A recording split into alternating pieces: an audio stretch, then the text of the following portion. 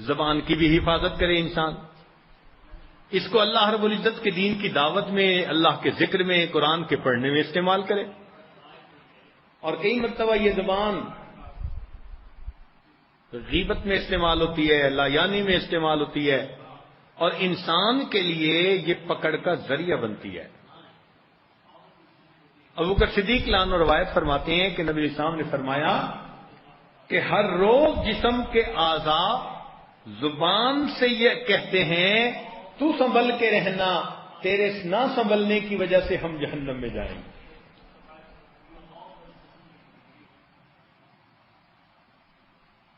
جرمہ صغیر و جرمہ کبیر، ہے تو یہ زبان چھوٹی سی، لیکن اس زبان سے جو جرم ہوتا ہے وہ بہت بڑا ہوتا ہے۔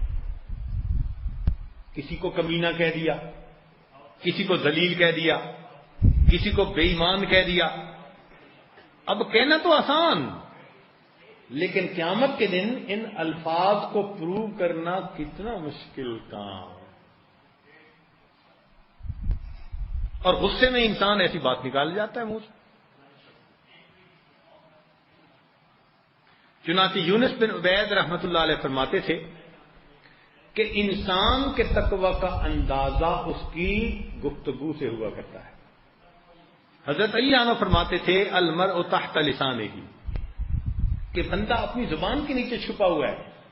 فرمایا کرتے تھے کہ جب تک کوئی نہ بولے نہیں پتہ چلتا یہ عالم ہے یا جاہل ہے، جیسے ہی بولے گا فرمایا تم بات کرو پہچانے جاؤ گے۔ بات سے ہی پتہ چل جاتا ہے کہ اس کی اوقات کیا ہے۔ تو اپنی زبان کا صحیح استعمال۔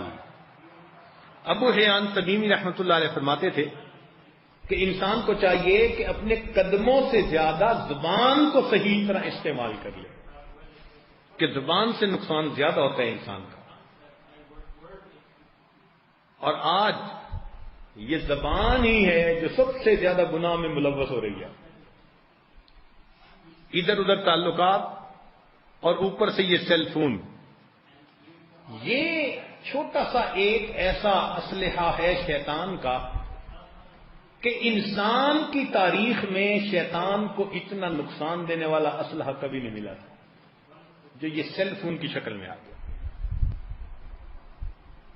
میرے بس میں ہوتا تو میں تو سیل فون پکڑنا عورتوں کے لیے حرام ہی کر دیتا، کیا کروں، مجبور ہیں۔ اتنا نقصان دہ ہے یہ سیل فون۔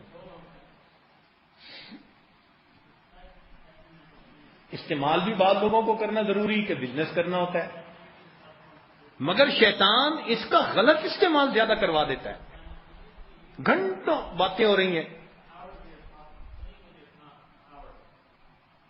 اور اب تو پھر اس کے لیے آسانیاں بھی ساری،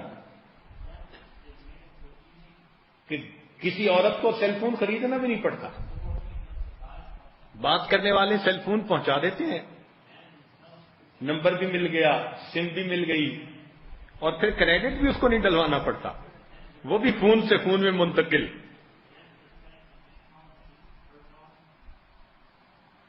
بس اس کا کام ہوتا ہے کہ سیل فون کو چھپا کے ایسی جگہ رکھے کہ جہاں گھر کے لوگوں کو پتہ نہ چلے، اور جب گھر کے لوگ سو گئے اب گھروں میں، کمروں میں بچیاں، عورتیں فون کر رہی ہیں۔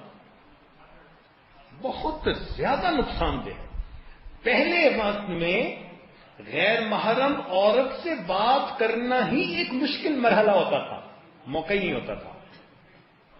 آج تو ٹیلی فون کی کمپنی لکھتی ہے بینر، کرو بات ساری رات، اور ریٹس بھی انہوں نے ایسے کیے ہوئے ہوتے ہیں کہ رات کے وقت ریٹ فری۔ کالج کا ایک نوجوان کہنے لگا 4-4 5-5 گھنٹے نوجوان لڑکے لڑکیاں باتیں کرتے ہیں ایک دوسرے سے۔ اس لیے آج کل اسکولوں کالجوں میں جب صبح کے وقت پروفیسر جاتے ہیں تو اکثر طلباء ان پہ اونگ طاری ہوتی ہے۔